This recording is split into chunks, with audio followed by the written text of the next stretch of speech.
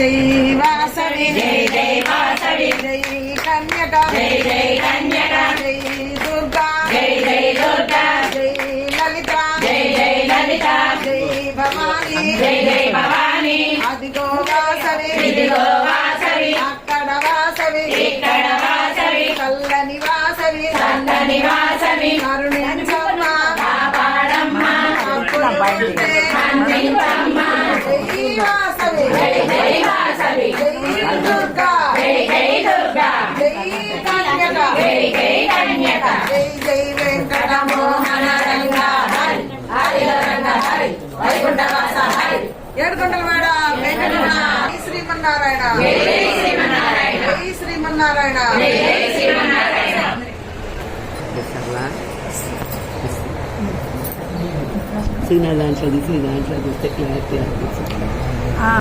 లక్ష్మీ పద్మావతి వెంకటేశ్వర స్వామి గోశాల మన ఏరియాలో మన వెంకటేశ్వర స్వామి కూడా ముందు రావడం మన అందరికీ కూడా మంచి కార్యక్రమం అది. మరి ఆ కార్యక్రమంలో అత్తయ్య లక్ష్మీ అత్తయ్యనే చెబుతా, లక్ష్మీ గారు లేదా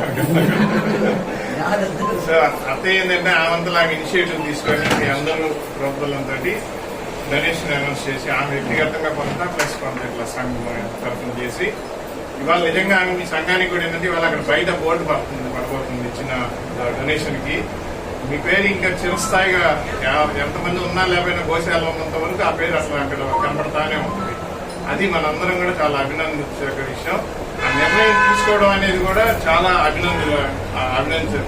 అంతేకాకుండా మమ్మల్ని రోజు పరిగెత్తిచ్చేది, ఈ సంవత్సరం క్రితం జరిగిన మాట, రోజు పరిగెత్తిచ్చేది ఏంట్రా రాలేట్రా రాలేట్రా అని చెప్పి.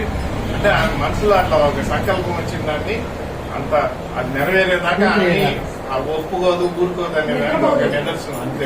అది నిద్రపోదు, మనం నిద్రపోలేదు.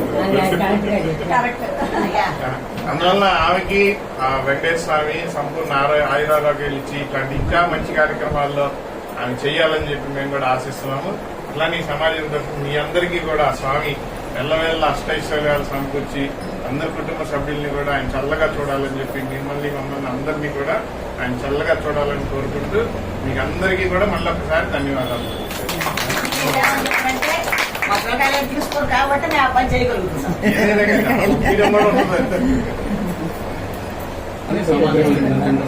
మళ్ళీ అందరూ ఒకసారి జై వాసవి జై జై వాసవి జై వాసవి జై జై వాసవి ఏడుకొండలవాడ